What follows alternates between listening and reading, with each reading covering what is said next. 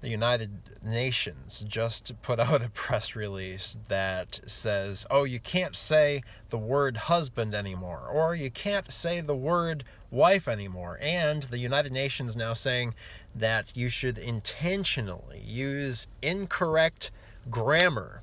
And if you see a she, if you see a girl, you should refer to her as they, as if she were more than one person. And all of this because the United Nations wants to control you. Of course, the infotainment media has been pushing whatever the United Nations has been saying for the last century or so. And the reason that they do this is because they want to control you. What do I mean by that? What are you saying, Pete? Is this some conspiracy theory of some sort? This is America's Man's Man, guys. So, and by the way, I really appreciate all of America's Man's Women and America's Man's Men, by the way, who have been responding to the message of America's Man's Men and coming together and saying, no, I'm not just a people. I'm not just a they. I'm a man of God, or I'm a woman of God. In the case of all you girls watching this, I'm a girl of God, and we're not going to accept the lie of the United Nations, which is intended to take advantage of us in the worst possible way by robbing us of our masculinity, or for you girls, your femininity. And this is a big issue, because if you buy into this false gospel of the fake news infotainment media, which the United Nations is pushing, and remember, the reason that they want to do this at the United Nations is because they want America to suffer. They want us, real Americans, to suffer. And the United Nations knows that if they can get... I mean, let's face it, millennials aren't that bright as a whole. If you're watching this video, obviously you're an exception, but most millennials don't know the things that we talk about here on americasmansman.com. And so if you tell a millennial man, for instance, gee, you might really be a woman, millennial man goes, maybe that's true. Maybe I was really born a woman, even though, I got that down there. It's just we live in the dumbest American generation of all time, because we were brought up with a million different infotainment media lies, which, and a number of other reasons. But the infotainment media, the fake news media, has been working at America for about a century now. And it's taken its toll on the collective intelligence to the point where we've gone from the greatest generation to the very worst generation of all time, unfortunately. And I hate to break that truth to you. I know I'm going to get a lot of, indignant, stuffy millennial responses, but they're from people who aren't that bright, so we just kind of ignore that thing. By the way, subscribe at americasmansman.com if you haven't already, because we don't trust Google, we don't trust YouTube to keep on sponsoring videos like this, because it's way too much truth for them. And Google, of course, is trying to exploit us for advertising revenue as well. And so most millennials are frogs in the proverbial boiling pot. You know how it is. You put the frog in the boiling water. You kind of throw the frog in the boiling water. And he's like, "Oh, it's hot!" and the frog jumps out. But if you put the frog in warm water, and you boil that water over time, the frog would be like, "Ooh, this feels nice, senor."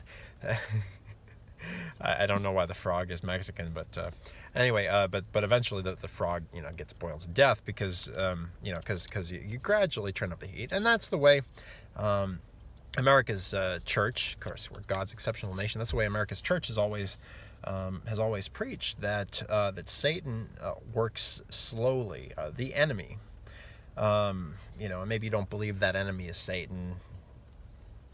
We'll just call it the enemy, whatever your adversity is, okay, in your life, whatever you struggle against to accomplish your God-given goals, that sense of purpose deep within you that you have some vague familiarity with, or maybe you have a very strong familiarity with if you're one of America's mansmen. So you have this sense that there's something wrong, and that somehow anyway, the fake news media is a funhouse mirror image, like the feminists used to say. Of course, they don't say that anymore because right now they're trying to deceive young people.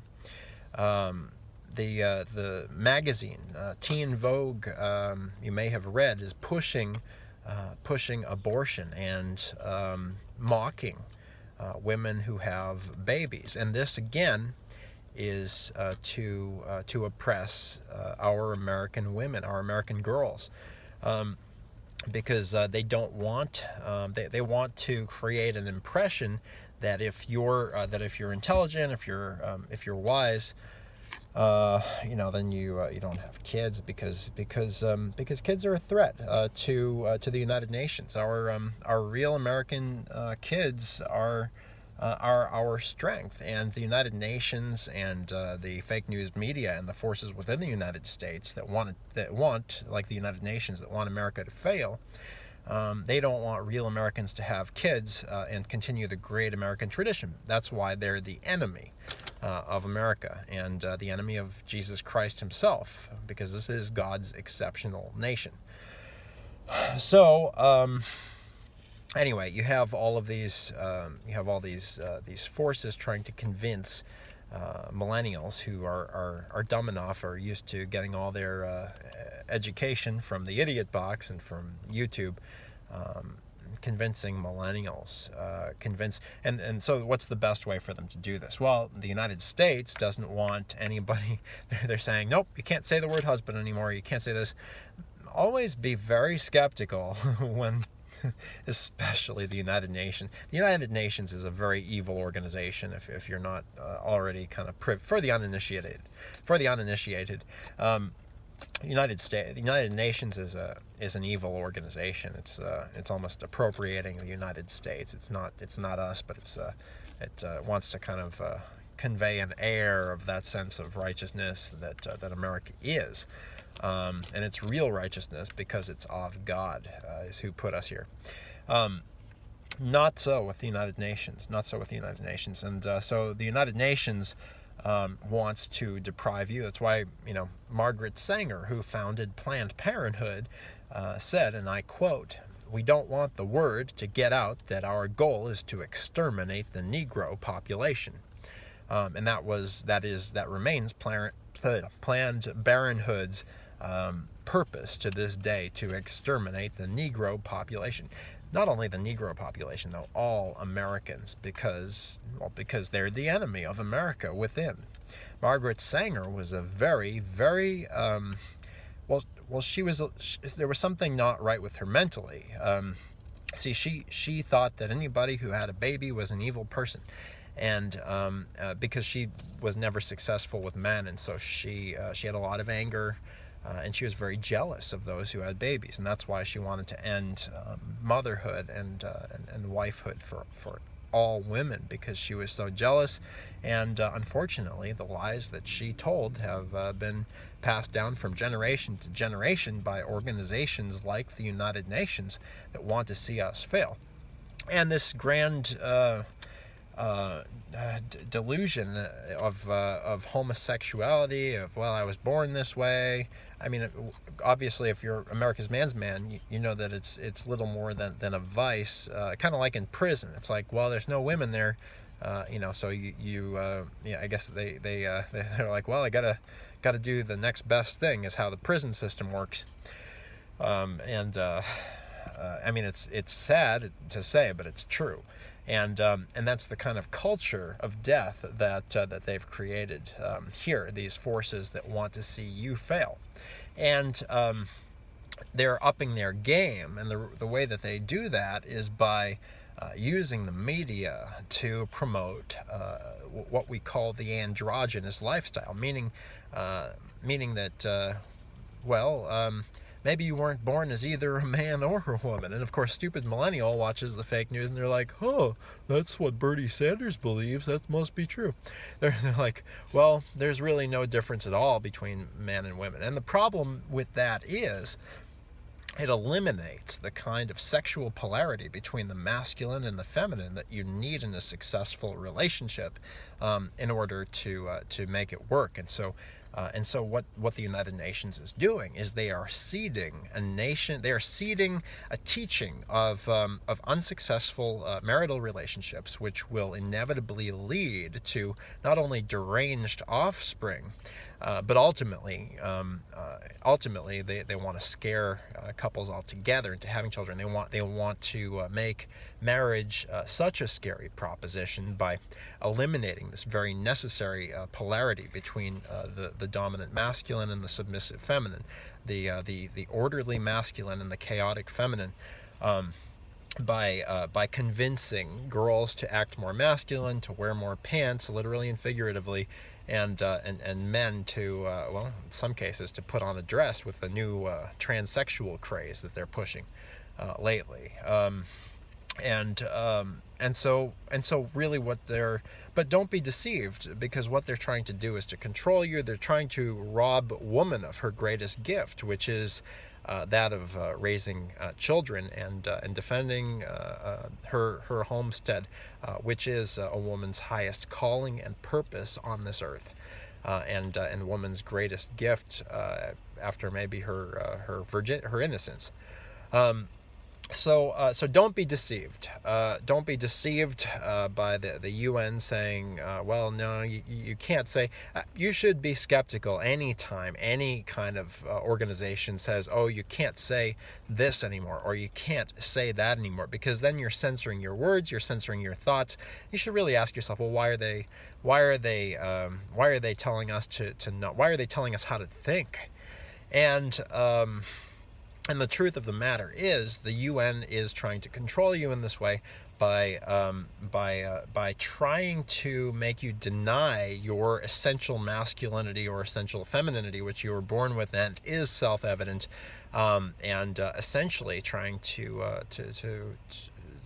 create a false self-image, which will result in a lifelong conflict with who you actually are, making you not only an unsuccessful father, or an unsuccessful mother, an unsuccessful husband, an unsuccessful wife, because you need that polarity between the masculine and the feminine, regardless of which one of those you happen to be in the relationship.